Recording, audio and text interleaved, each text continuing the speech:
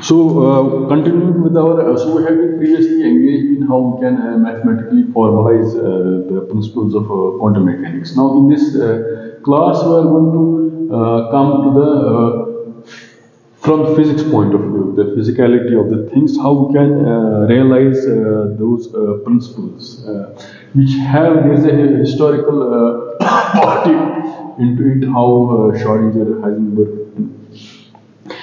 de Broglie, you can have different routes to the thing, and the methodology by which we arrive at certain principles, or not principles, by which we can arrive at certain expressions which explain the empirical part of the world.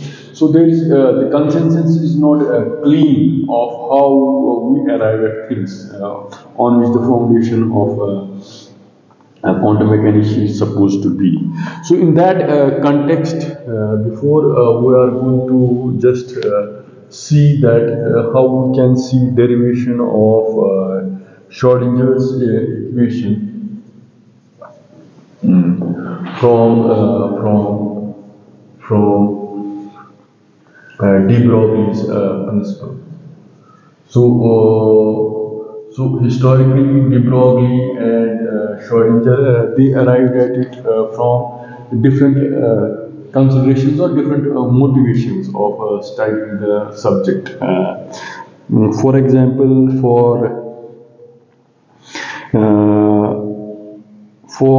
Schrödinger, he was guided by historically the analogy between mechanics and optics.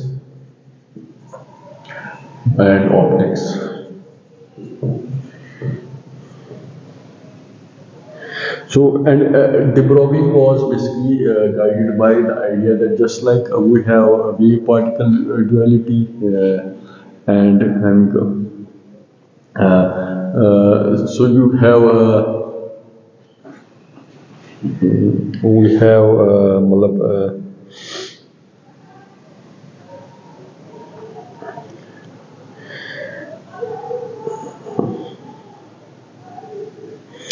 so before coming to, you can say for Schrödinger, the transition was from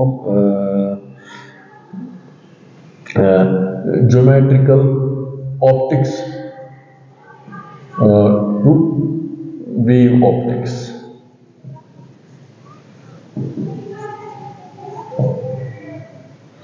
So in the same way, for de Broglie, the idea was just like this elementary light. If they have in certain experiments waves, and in certain experiments they behave as particles, so you can extend the same idea to matter also, as simple as that. And for Heisenberg,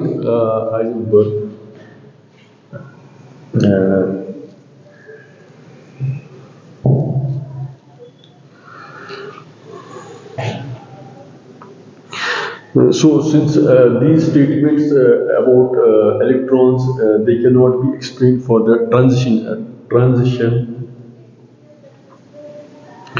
probabilities,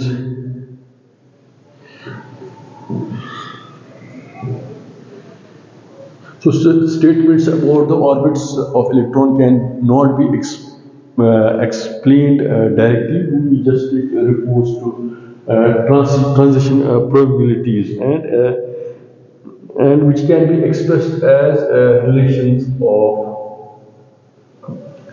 matrices, and it can be true as much for elementary particles also. So these ideas can be placed in a background. The background is that we take classical mechanics, quantum mechanics. We don't take classical mechanics as a limiting case of quantum mechanics, the way we study in modern day textbooks, any given textbook of quantum mechanics, where we have a first relation, how it's been formulated in standard textbooks. We study classical mechanics as a limiting case of quantum mechanics, but you can say that you understood quantum mechanics within the context of classical mechanics. You imported some equations of motion which were there in classical mechanics, and we imported them in quantum mechanics. So quantum mechanics is, in that sense, classical mechanics plus some assumptions to it. And there are one, two, three things like, for example, so you can say quantum mechanics. Quantum mechanics, from this perspective, is a generalization of classical mechanics.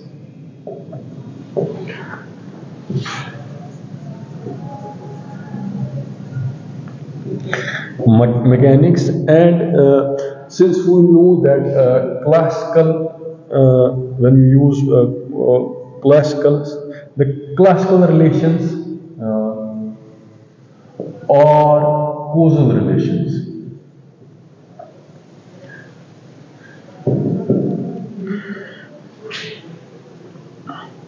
And quantum mechanical relations are probability relations. So in causal relations, causality is thing, and you also have a certain certitude about a cause, and the effect can be traced to a given cause, or multiple causes may be traced to a given cause. And the chain is very clear. But when we take probabilities into consideration, we don't have that certitude, which is assigned with classicality of the things. So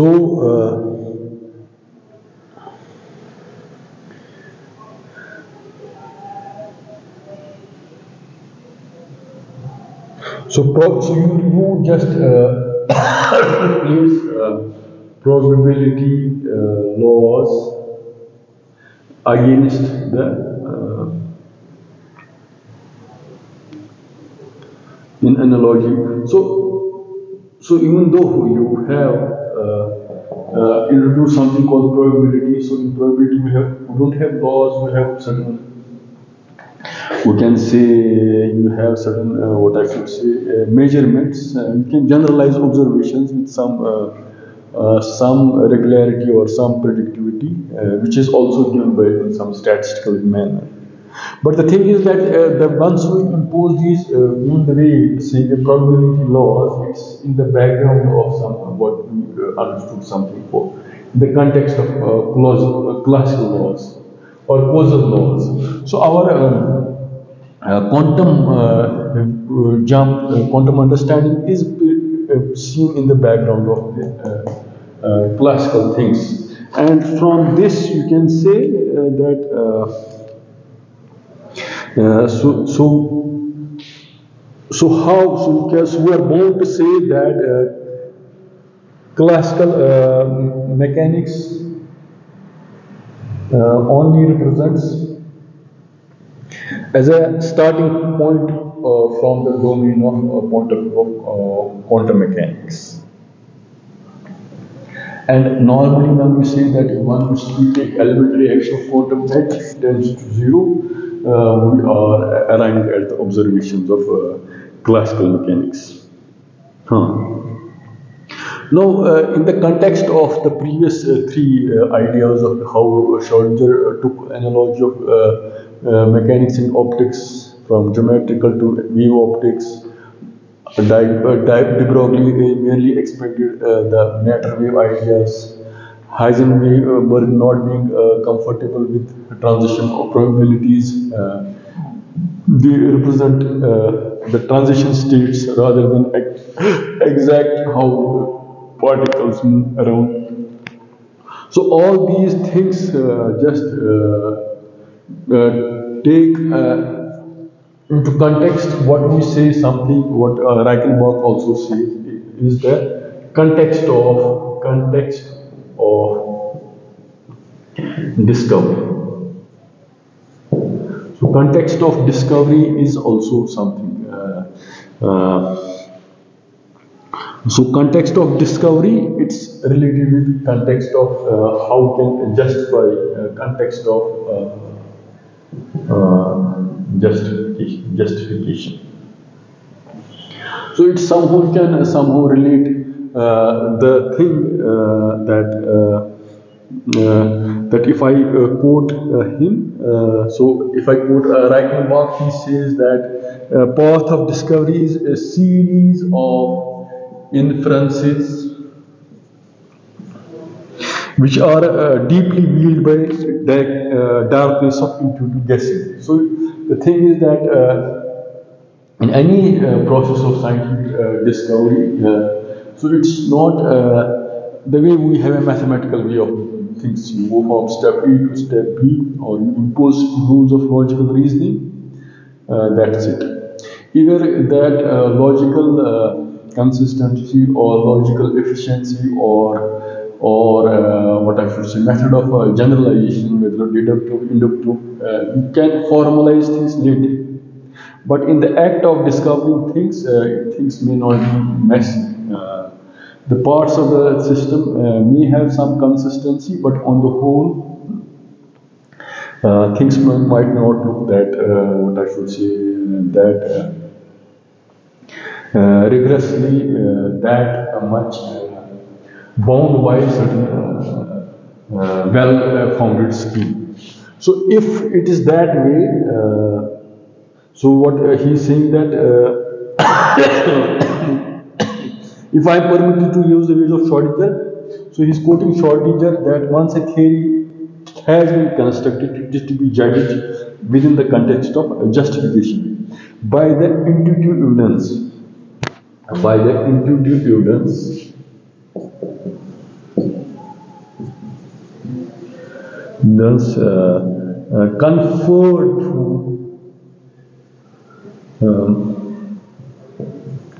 its empirical success. So he's quoting Schrodinger, his correspondence, where he says that so intuitive evidence should be conferred by empirical success.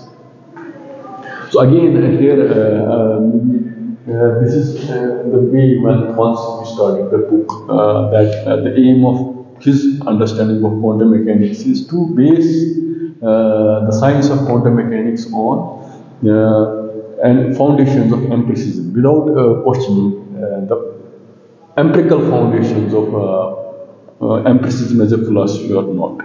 So maybe you can have, one can have, or personally I see it not necessarily your intuitive evidence should be entirely wedded to empirical success, because empirical success itself is a construction to my understanding, and it's also contingent upon the data which you can observe. And sometimes in that empirical success, you can sometimes, if there's a you can, this empirical success, it's also a very biased view. What we mean by empirical success means what you explain at a given point in the world, it's never complete. It's also partial. So why should we make our intuitive evidence? So why should the other part is that Kantian synthetic judgments, where the a priori intuitive constructions should have a priori intuitive constructions which might correspond, should have correspondence as a synthetic judgments. And which he calls as transcendental synthetic judgments, where the harmony of a priori into two things has some correspondence with continuous what you are going to discover. And what you are going to discover is the empirical part of it. That's it. You can place this thing there also. So, but I'll stop here that this thing it opens the can of worms, a lot of things. Meaning not necessarily, to me, I don't, you cannot necessarily just, the statement has some loopholes in that. Not loopholes, not convincing. That's it. So now what we can see is that we are coming to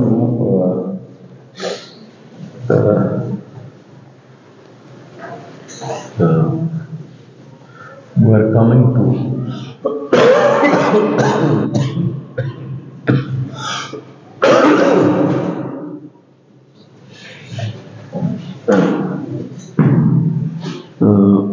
so how can introduce things so how we can come to the Schrodinger equation? Different ways of arriving at time independent and other ways of arriving. How the interplay of de Broglie and Schrodinger ideas. So, for example, so if we take principles introduced by Planck and de Broglie, so and so Reichenbach is more of, so he's taking the logical route, which is the best possible way to explain things. Maybe there are other explanations, there can be other explanations also. So for example, for the elementary action of quantum, for Planck, he uses not H as an energy, so we use his symbols, we talk of E is equal to H mu, so let it be H is equal to H dot mu. And the momentum P is equal to H nu by C. MC square is equal to H nu, or you can see it's equal to H over lambda. Now what we say is that relation 2 holds for absolute value of P, C and lambda. But for the components we can also have a relation Pi is equal to H by lambda square.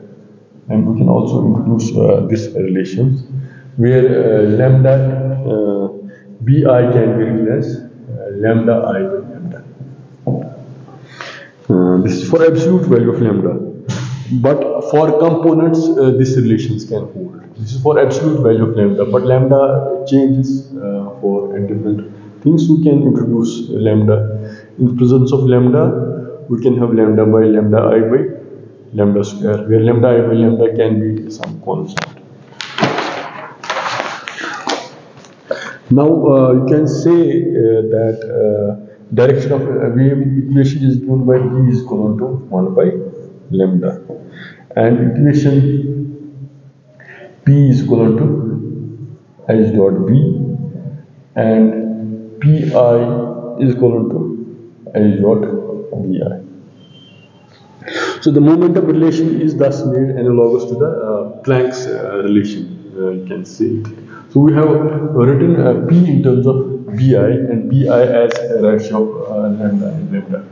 So we can write P is like this.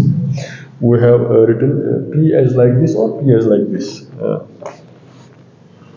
So Einstein's assumption could be interpreted by as endowed light wave is the characteristic of the. So we can have light waves which are endowed with the characteristics of the particle. So the decisive step was, as we know, made by de Broglie by extending it not only to light but to matter particles. So we can write this equation. If we write the equation this as 5. And this is 1, 2,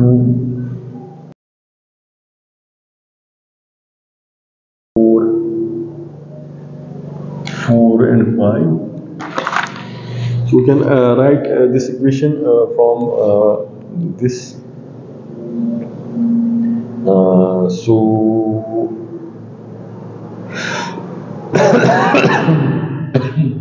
So we can have P is equal to, so now we say de Broglie used the velocity as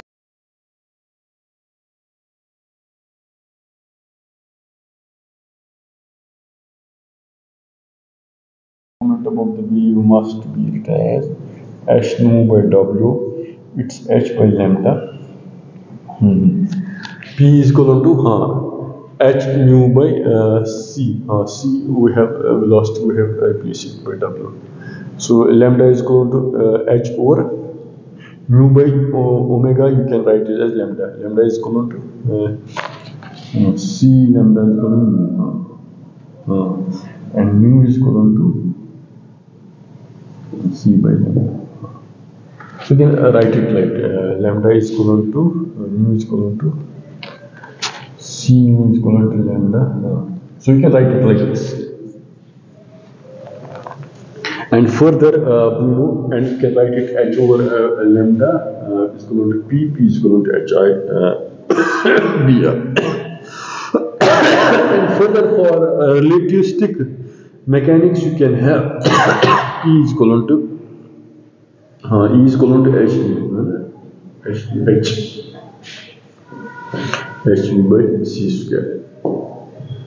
Omega you can have it's equivalent to v by c, you can have v by c square, or it's equivalent to h is equivalent to h nu v by c square. Or from this you can have a phase velocity of for a free particle. The velocity of wave, phase velocity, must be given by omega is equivalent to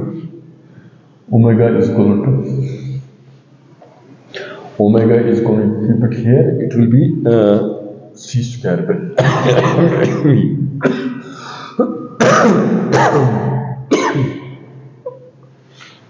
So in contradiction to 3,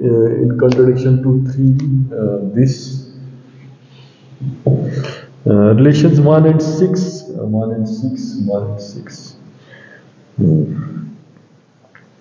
are not restricted for free particles but can hold for all particles. That's it. So now if you consider a particle having a potential u, q1, q2, q3, if you have a particle having a velocity q1, q2, q3, for non-relativistic particles, the total energy needs to be given by h is equal to 1 by 2m p1 square plus p2 square plus p3 square. This is and this is the way we have kinetic plus potential q1, q2 and q3.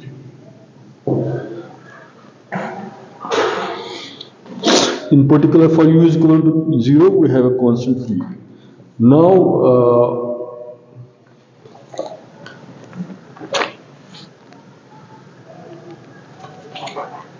so now u is equal to 0 is not an essential part of this thing. Now we can introduce relation 1 and 5 into the relations 9. So if we have this 9, 1 and 5, this is 1. So we are going to introduce this equation and this equation. We are going to introduce here, in this equation.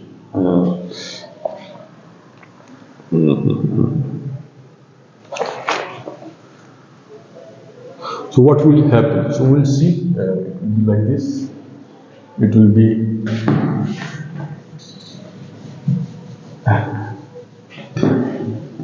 like this. So it will be h dot mu is equal to h square by 2m. This is b1 square plus b2 square plus b3 square plus u. So p is equal to lambda by b, and lambda is equal to h by b. So you can write it like this. P is, you substitute p here, h2 by c, h by lambda, and lambda is equal to b by c. So you can have this, thing. So this is a Planck-de Broglie relation permits us to transcribe equations holding energy and moment. So in other words, it's used to describe particle wave equation. Now, if we assume, so it's also called law of this is frequency wavelength relation. and it's also a law of dispersion. Now what we can do, we assume a wave which is given by a complex wave function. Psi is equal to sine root e to the power 2 pi iota b1 q1 plus b2 q2 plus bn qn minus b2 q2 plus b3 q3. You can see if there are three coordinates, you can write it like this, where mu and b can be some constants. So since so if it's a complex wave, the way we have used in quantum mechanics, psi is as a complex wave, and we just write, if you assume psi in terms of this, these and these are constants, then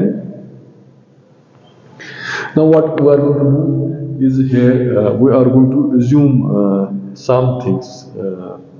So the assumptions, if we permit those assumptions, it will have us, for us,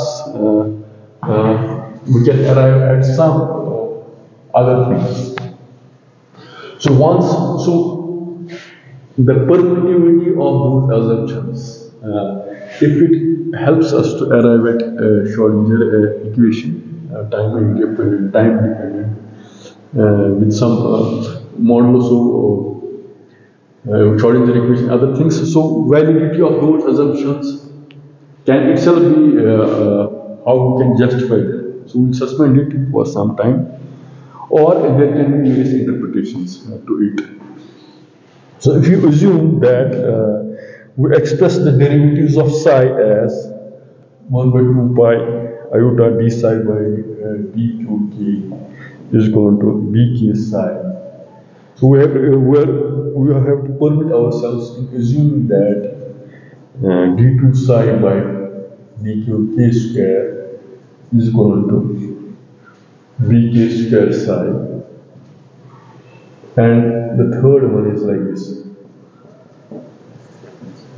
dt is equal to mu psi. So these three simple relations make it possible to transcribe frequency waves of the form like this. Now, so if we multiply this everything by psi, equation this by psi, so if it's equation 12, if you say equation 12, so if you multiply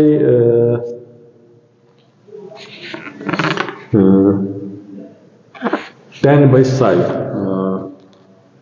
so you multiply this by psi, if it's 10, so you multiply this equation by psi,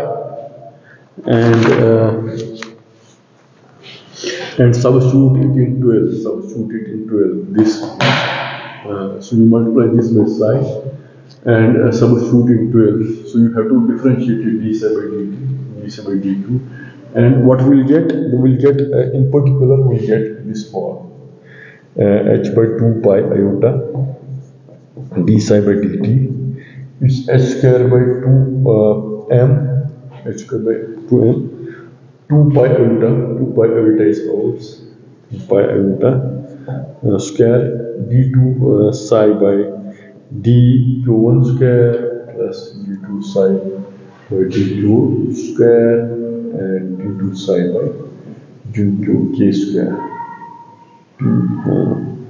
q2 and q3 square, plus again, so if you take u as 0, so this comes off our first as time dependent Schrodinger equation. So it's not the way, the derivation is not seems the similar way we see in textbooks. So you can see from, if you assume things this way, so we can arrive at time, and provided u is 0, we can arrive at time independent Schrodinger equation. And again, for the case of variable potential, So we can Schrodinger found initially by some guesswork or guessing things. We can extend this thing by pure guess, not necessarily pure logic. That and guess or hunch may sometimes, or intuition may sometimes be verified by logic later, not initially. So this is the thing. Or guess may turn out, if it turns out to be it may not turn out to be true, then the logic cannot be justified. So it will lead to another discussion, whether logic and intuition and guess. So this is another discussion, but we are going to suspend it. We are going to see how Schrodinger tried to use his guesswork and extended independent Schrodinger equation to time-dependent Schrodinger equation by, in case of variable potentials, we can have the equations, we can have a controlled, general case of controlled equations like d psi by dt for variable potentials 2m iota square dq1 square d2 psi q2 square d2 psi 3 q3 square plus uk1 q2 q3 dot psi. So this is time-dependent Schrodinger equation. The first one was time-independent Schrodinger equation. The second is time-dependent Schrodinger equation of particles in a field of force and do not have simple form like that of 11. Do not have a simple form like that of 11. 11 is like this. We have psi, d psi by dt, so you can see it, d psi by dt, d psi by. So if we have this form, we arrive at d psi by dt, you can see from this you can arrive at d psi by dt, now you can arrive at potential like this.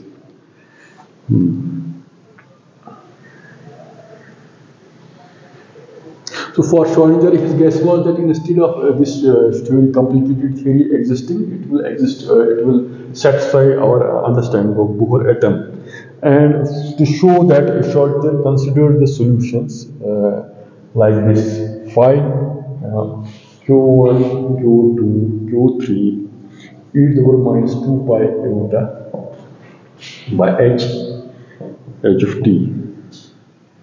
So the solutions can take the form. The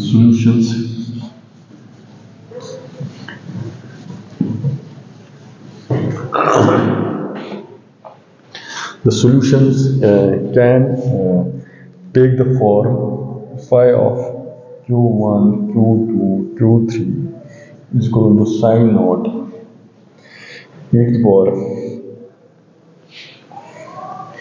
2 pi iota b1 q1 plus b2 q2 plus b3 q3. So we have changed here.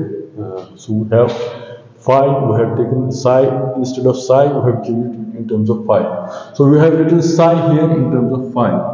So we have this parameterization, we have replaced psi in terms of phi and phi in terms of this b1, b2, b3 are constants and we have not used nu here.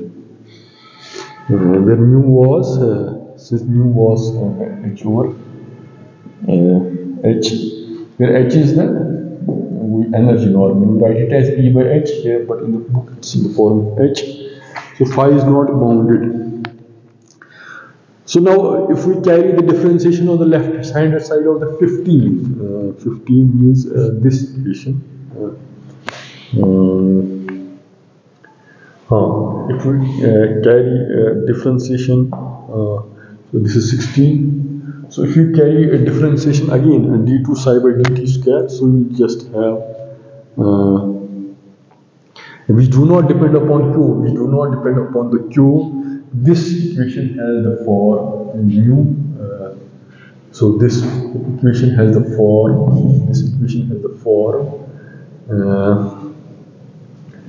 h dot phi is equal to. So it will be h square by 2m 2 pi lambda square. So d2 phi by d2 phi by dq1 square, d2 phi by dq2 square, d2 phi by dq3 square, plus u times q1, q2, q3 dot of phi. So this is time independent Schrodinger equations for waves of particles in terms of some force. Exactly. So that's it. So the question is, how did we arrive at from h dot? So we have nu. We wrote nu. So this is fine. This is fine. This is fine. So what we have changed. Yes, we have changed phi in terms of psi. So you can see it if it's psi in terms of phi. So d phi by dt and d psi by dt, and then you can accordingly see make these substitutions and these substitutions in this equation, and you will have h dot phi on the left hand side. So this is a time independent Schrodinger equation. Sorry, this previously one. This was a time dependent Schrodinger equation. This was a time dependent Schrodinger equation with potentials. This was time independent Schrodinger equations because you have no d psi by dt here. Yes, the way we have h psi is equal to e psi, so it's time independent. This is time dependent. This is time dependent Schrodinger equation. This is time dependent Schrodinger equation with potentials. This is time independent Schrodinger equation. Time independent Schrodinger equation was got by reparameterizing phi in terms of psi. We wrote this equation, which replaced this by phi in terms of psi, and we do not have the constants here and nu in this here. So this all came about by imposing these three things. Assuming those three things.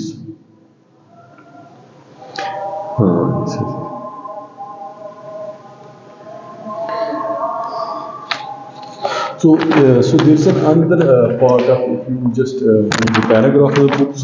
So there's a discussion of why you should make some assumptions. Why should you have these assumptions, and for example,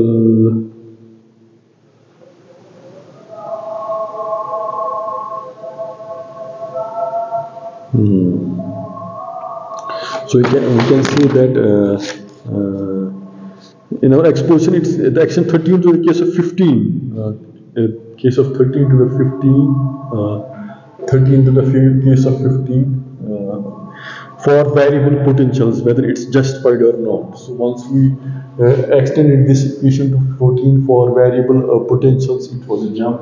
Whether it should be taken as not, or there is no a priori evidence for the assumption of equation 9. So for no a priori evidence for equation 9.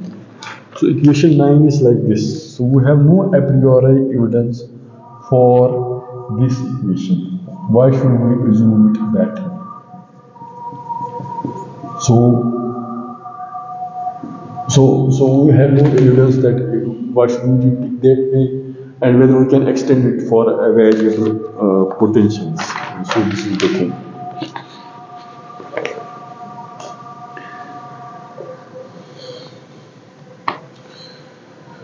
So we can say the waves are more controlled by something. So it's also, we can also assume that these are controlled by some more complicated equation than that of equation 10. So these can be different. So varying assumptions, their validity, that can be questioned if you read these things. In other words, Schrodinger wave equation guarantees strict duality of wave and particle interpretations of free particles.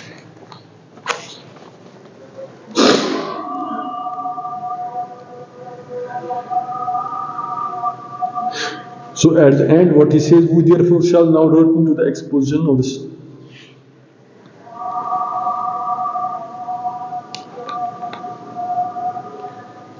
Hmm.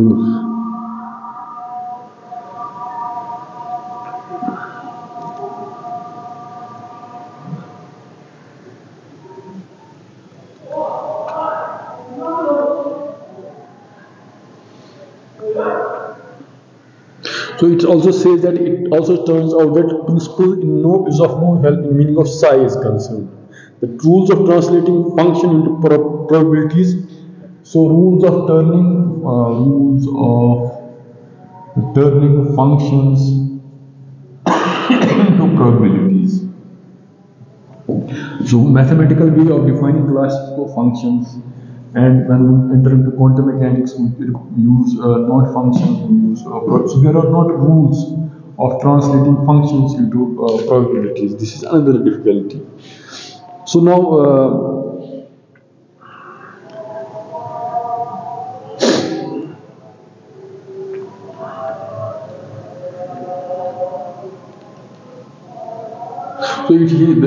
the point is that we have not to make words of Reichenbach. So our aim is not to make things seem plausible mathematically, or to see how these principles are relevant to the older quantum theory debates. But maybe in the prospective thing, he is trying to say how we can analyze how quantum mechanical rules evolved and later how they can be interpreted. Full stop.